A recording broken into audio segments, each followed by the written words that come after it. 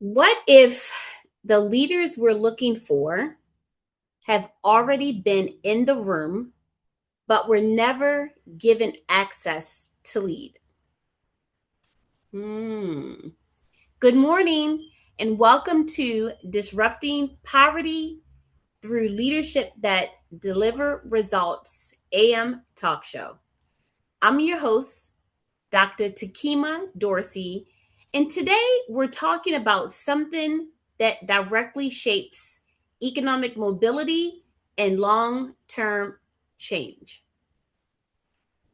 What is it, Dr. Dorsey? Great question. The topic or that issue is inclusive leadership pipelines. Because leadership isn't just about who is capable, it is also about who is given the opportunity. And we know in today's time and social media presence, everyone feels that they can do a better job than the person that is actually leading that initiative. And are they right? Maybe. Are they wrong? Maybe not. But we do know that not enough opportunity is given to those who may not appear to fit the bill. Let me ground this in a real scenario. A talented program coordinator, let's call her Monique, had been with an organization for about 5 years, right? She trained new hires, solved problem and solved problems others escalated, and she consistently delivered results. But when a leadership role opened up, she wasn't considered. Sounds familiar? And you're probably asking yourself, why is that the case? She's training people, she's solving problems that others have escalated, and she is driving real results, data-driven results. But she wasn't considered for the position. And that's because she didn't have the right degree. Instead, someone internal with less organizational knowledge was actually hired for the position. Now, we know that is not uncommon. That's more of the norm versus the exception in today's climate. And it does raise a key question. How many leaders are we overlooking because our systems were never designed to recognize them? Let's let's begin by identifying where leadership pipelines break down, and they are broken. Not all, but enough. Leadership pipelines often fail quietly. Not a whole bunch of noise, not a bunch of riffraff, but they often fail quietly. Let me give you another example. A mid level employee, let's say his name is James, right? He expressed interest in a leadership position. He was told, "You're doing such a great job. Just keep going. Woo, woo, woo. I believe in you." But no mentorship was provided, no clear pathway was outlined, and no sponsorship at all in James's favor. 2 years later, guess what he did? Guess.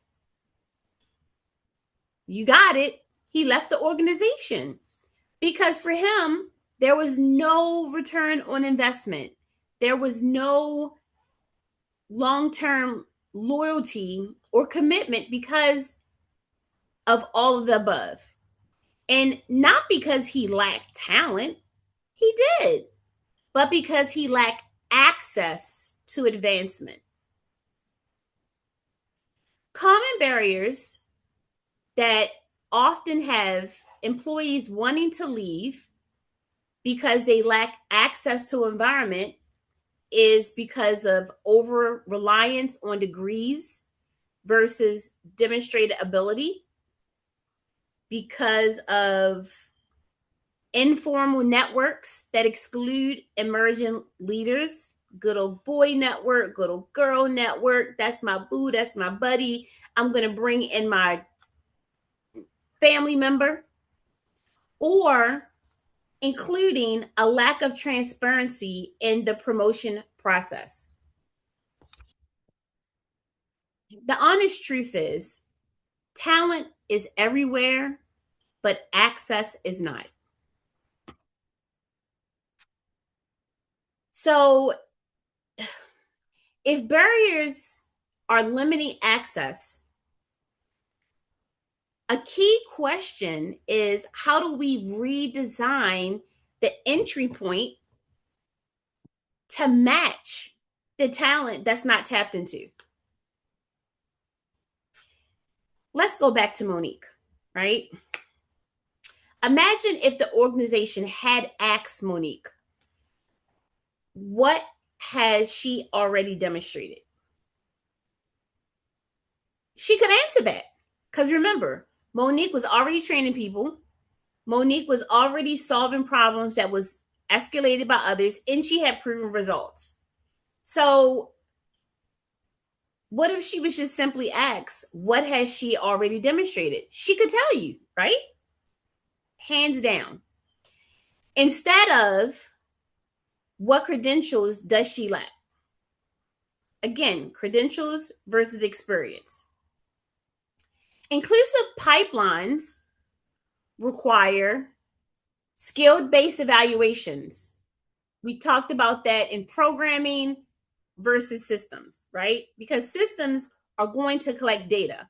So data, even in evaluations, help you to understand what individuals have accomplished, what areas are their strength, and areas of opportunities for growth. So inclusive pipelines should include skill-based evaluations, internal promotion pathways, so that people know where they are, where they're headed, or the opportunities in front of them, and then mapping out how they could get there. And then leadership readiness programs. And I think this one in itself could be a whole wing to an organization. And that is not your normal wear and tear professional development. That's great. But really having a pipeline of readiness so that people are getting not only the theoretical part of it, but also the practical application part of it. A powerful shift happens when leaders move from filtering people out to identifying potential within. And let's take it from an organizational standpoint, and let's think about economy, right?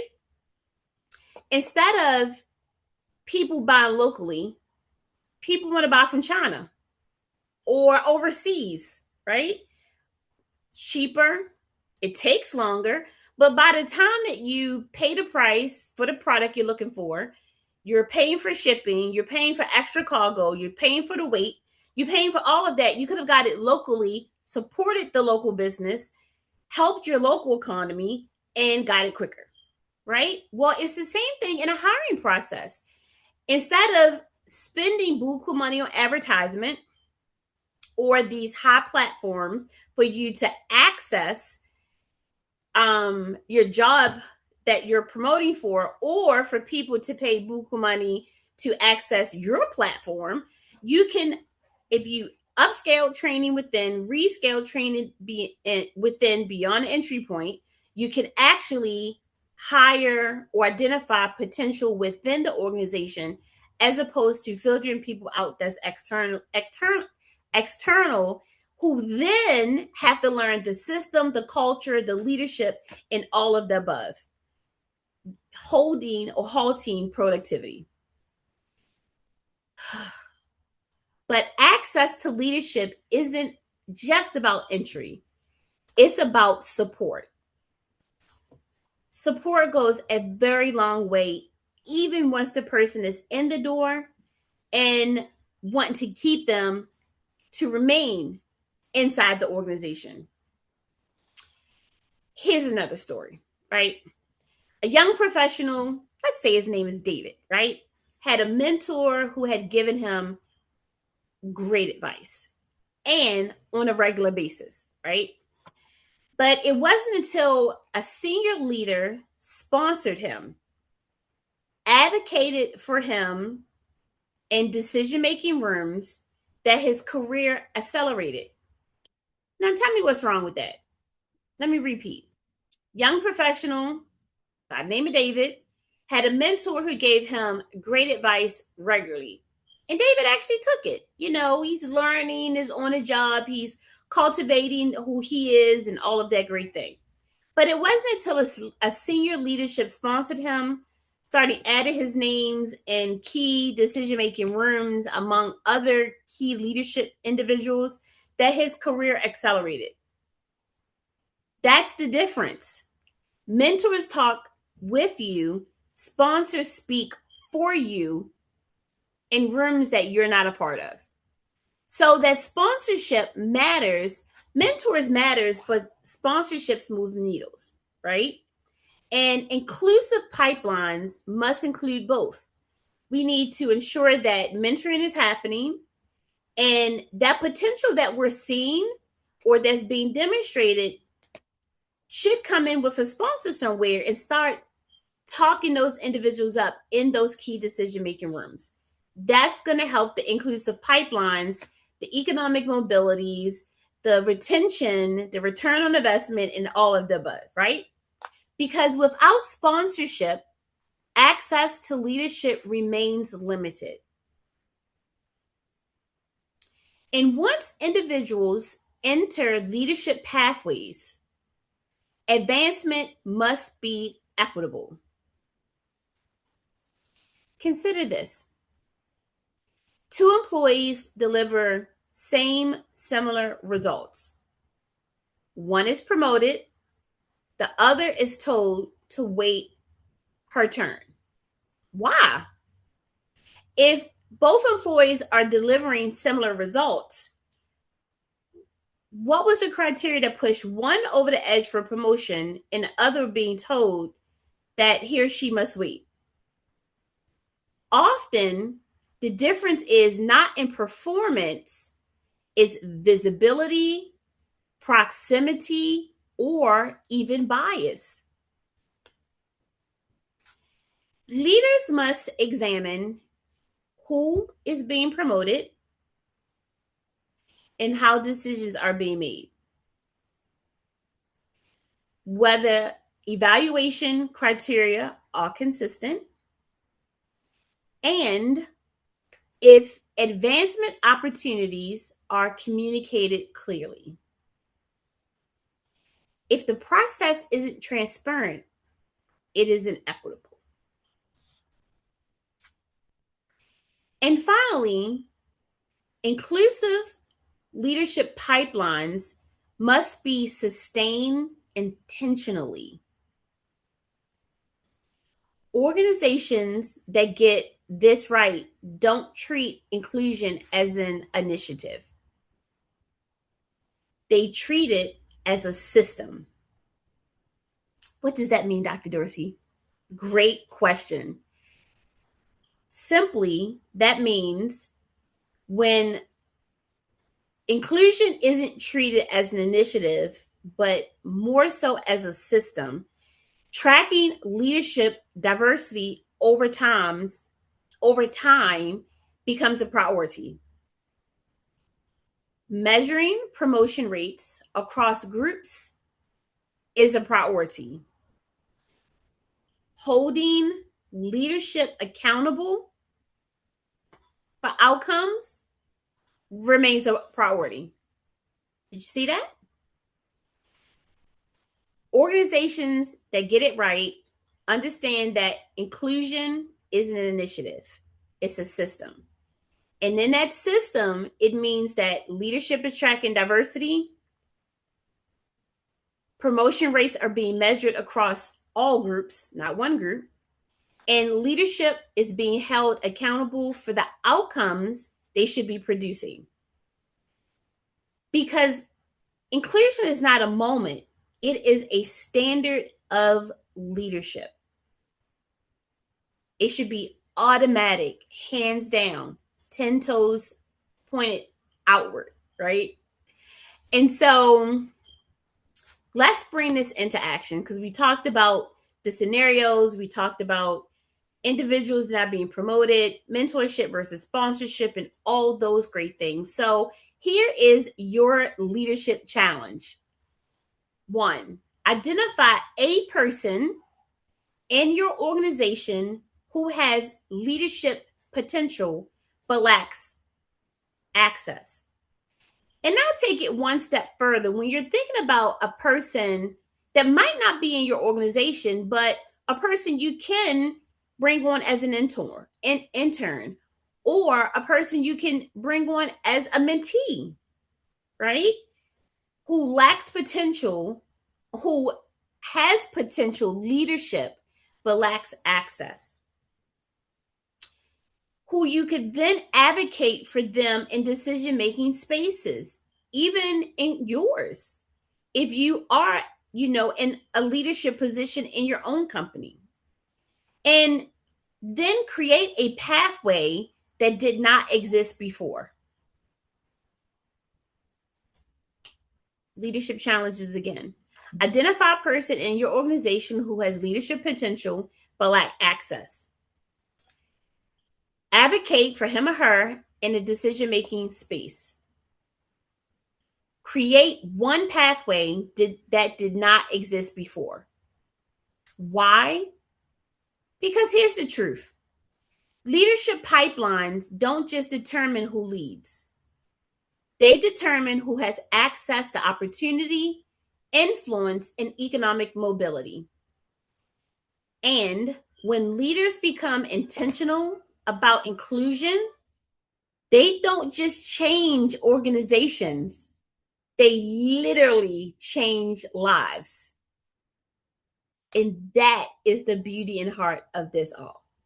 So if this episode challenged your thinking, don't let it stop here. Follow Disrupting Poverty Through Leadership That Deliver Results AM Talk Show. Share one leader you are committed to supporting below, and tag a person who opened a door for you or someone you're opening a door for. Because disrupting poverty isn't just about access to jobs. It's about access to leadership and power. And the power and leadership is only as good as we are willing to share it and to help others. You ever heard of the metaphor to pull back and bring someone up? Well, that's leadership and power. Well, until the next episode, join in tomorrow morning at 6 a.m. sharp for the next episode. If you missed a few, please go back and review YouTube, download them, spread the word, tell a friend, and thank you. Until next time, have a fantastic day.